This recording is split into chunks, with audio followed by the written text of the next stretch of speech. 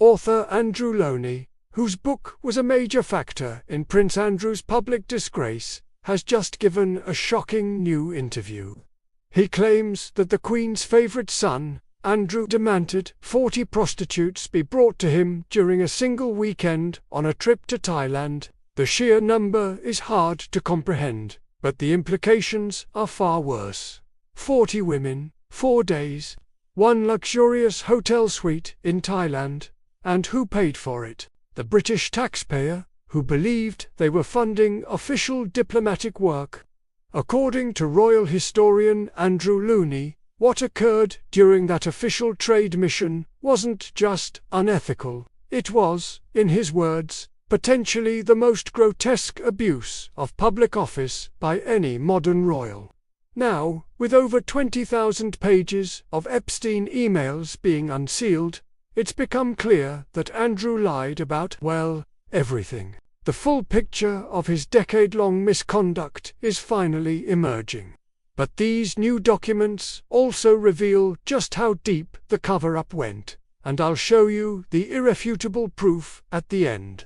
First, if you're ready for the raw truth about what Andrew did with your tax money, hit that subscribe button. The details are more disturbing than the palace ever admitted. While Prince Andrew has not been found guilty of any crime, he has demonstrably lied about the timeline of his meetings with the disgraced financier Jeffrey Epstein. Even visiting him in New York after Epstein's conviction, Andrew Mountbatten Windsor was once untouchable. He was the Queen's favourite son, a celebrated naval officer. Today, he has been stripped of every honour, forced from his home, and faces a legacy defined by one thing: scandal. But historian Andrew Loney argues the problem started long before Epstein. It began back in 2001, when Andrew was given the role of UK trade envoy. He was 41, privileged, and, according to Loney, he treated that position like a personal concierge service to satisfy his appetites. Charles, then the Prince of Wales, reportedly saw this coming and opposed the appointment. His prediction was blunt: all he'll do is chase women and play golf. 2 decades later, that assessment looks chillingly accurate. And now, we have the proof. Over 20,000 pages of Jeffrey Epstein's private communications are now public, including emails between Epstein, Ghislaine Maxwell, and a figure identified only as the Duke. These aren't vague hints. They are direct messages that completely demolish every defense Andrew gave in his catastrophic 2019 BBC interview. They prove he lied repeatedly. Let's circle back to Thailand, because this is where the allegations become almost unbelievable. Andrew was there for the Thai King's birthday, an official diplomatic event paid for by the British government. But instead of staying at the embassy, Andrew demanded he be booked into one of Bangkok's most expensive 5-star hotels.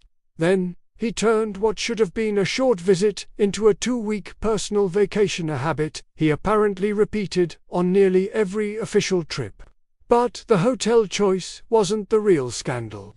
It's what happened inside it. Loney, citing verification from multiple sources including a Reuters correspondent and a member of the Thai royal family, claims 40 women were paid to visit Andrew's suite in just 4 days.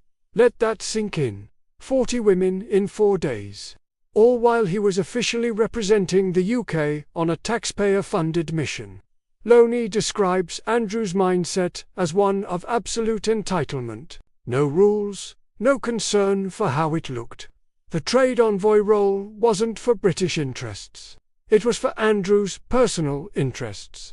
Those new Epstein emails confirm this wasn't an isolated incident. In that 2019 interview, Andrew swore he cut all contact with Epstein in 2010. The emails prove that was a lie. In March 2011, a full year after he claimed he cut ties, the Duke is seen emailing Epstein in a full-blown panic. A reporter was sniffing around. The email is desperate. He begs Epstein to publicly deny any connection, writing that he can't take any more of this. This is not a man who ended a friendship. This is a man coordinating a cover-up. Then there's the infamous photo with Virginia Giuffre when she was 17. Andrew suggested it might be fake. The Epstein emails obliterate that claim.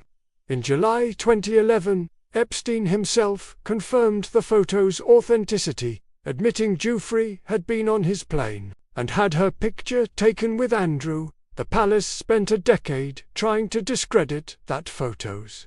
Epstein's own words proved it was real. But Andrew's misconduct went beyond personal vice. Loney alleges Andrew used his official position to enrich his friends. One businessman, David Rollins, reportedly secured a valuable Middle Eastern banking license purely because of Andrew's intervention. The line between public service and private gain had been completely erased. The cost to the public just kept climbing. Andrew's travel during his decade as trade envoy cost taxpayers roughly £4 million, and Thailand wasn't a one-off. During a 2010 trip to Hong Kong, hotel staff reportedly saw paid escorts being brought to Andrew's suite. Behind the palace walls, his behavior was a poorly kept secret. All of this happened while he was a senior working royal, taking public money and representing the crown, and the people who knew they either couldn't or wouldn't stop him. But punishment is relative, isn't it? Loney describes a culture of pure fear. Andrew was infamous for his explosive temper. Key documents from Andrew's trade envoy years remain locked away in government archives. Files that are long overdue for release are still sealed. The longer they stay hidden, the more it looks like the government is protecting something, or someone. For years, the palace tried to manage Andrew with half measures, but King Charles has finally put his foot down. Andrew has been stripped of his titles and ordered to leave Royal Lodge for good. This time, it seems permanent. Sources claim Andrew is in total denial, isolating himself for days on end, playing video games. Friends describe him as bitter and angry, but the evidence paints a very different picture.